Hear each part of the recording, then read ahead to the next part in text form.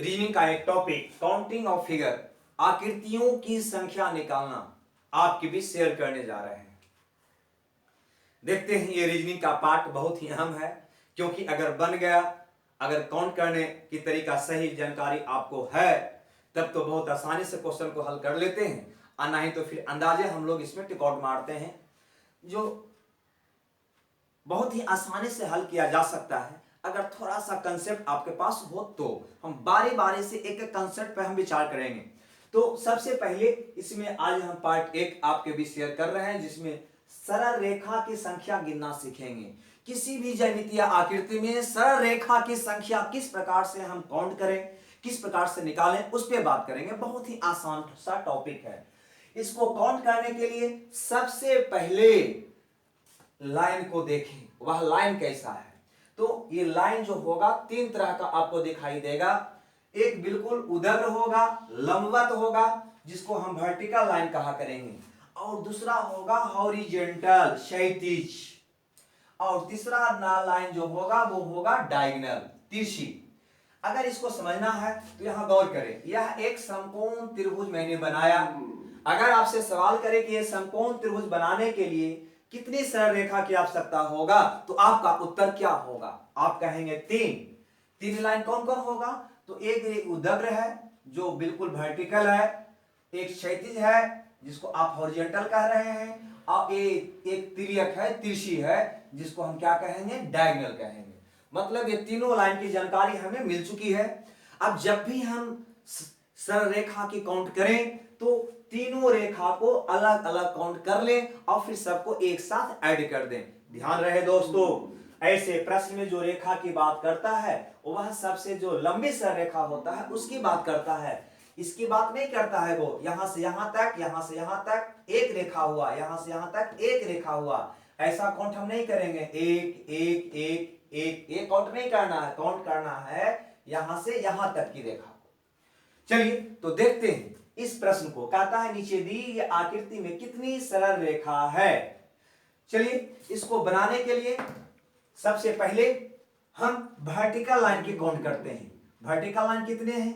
तो यहां से यहां तक एक लाइन आया, ये वाला एक लाइन हो गया, ये 2 लाइन हो गया वर्टिकल, ये तीसरा लाइन है। टोटल वर्टिकल लाइन कितना निकल के आया?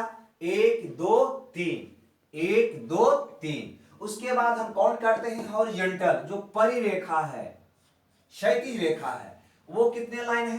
तो देखा जाए यहां से यहां तक एक लाइन है, एक लाइन यहां से यहां तक हुआ, दूसरा और तीसरा लाइन ये हुआ, मतलब 1 2 और एक 3 हमारा हॉरिजॉन्टल हुआ, क्षैतिज रेखा हुआ।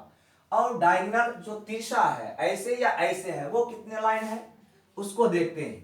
डायगोनल में एक लाइन ये हुआ यहां से यहां तक, दूसरा लाइन ये हुआ यहां से यहां तक, और तीसरा लाइन यहां से यहां तक, और चौथा यहां से यहां तक। डायगोनल 1 2 3 और 4।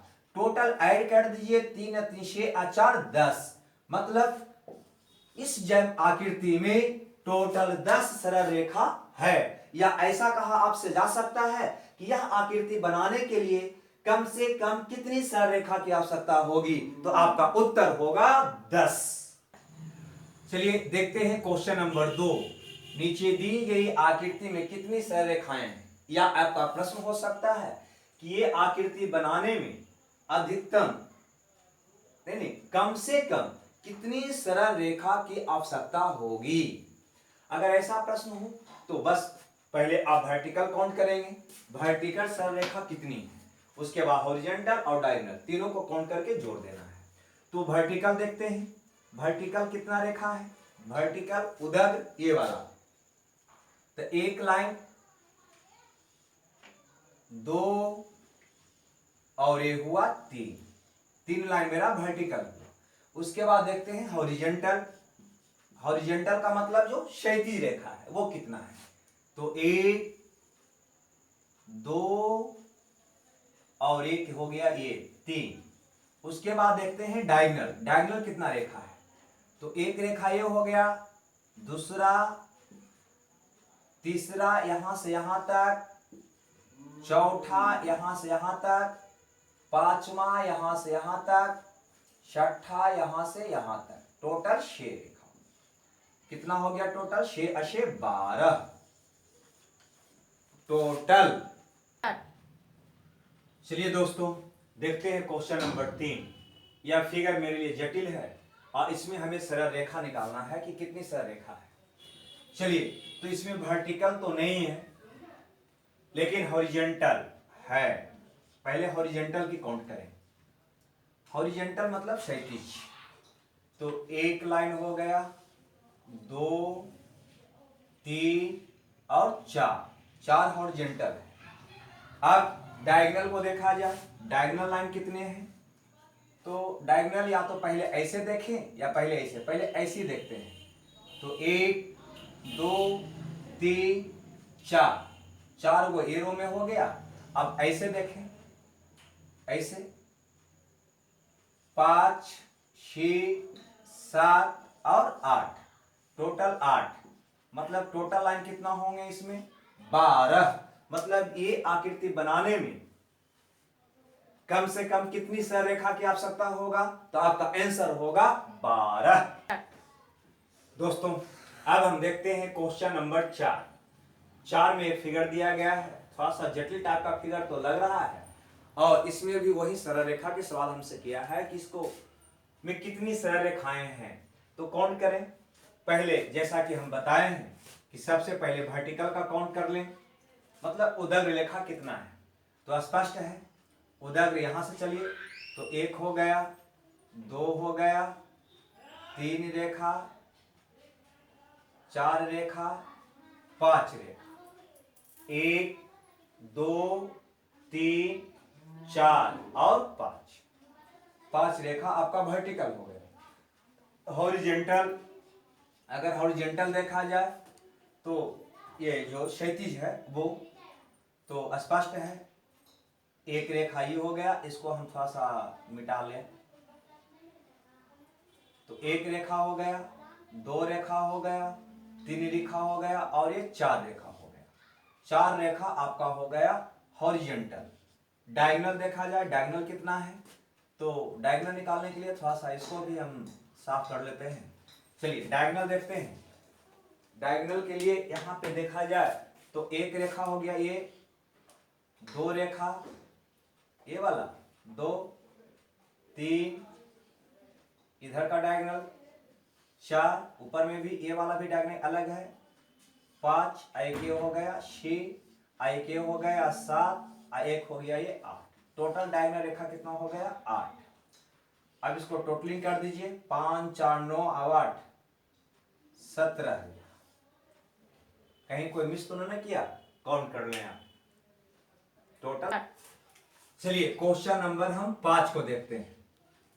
5वां नंबर के क्वेश्चन है कि वही क्वेश्चन है, इसमें कितनी सरल रेखाएं हैं। फिगर तो थोड़ा ज्यादा जटिल लग रहा है लेकिन कोई बात नहीं। चलिए जैसा कि हम काउंट करेंगे, पहले वर्टिकल। तो वर्टिकल लाइन कितने हैं? तो यहां देखिए 1, 2 और 3 वर्टिकल लाइन निकला 3। हॉरिजेंटल, हॉरिजेंटल लाइन जो क्षैतिज है वो कितना है? तो 1, 2 और ये 3।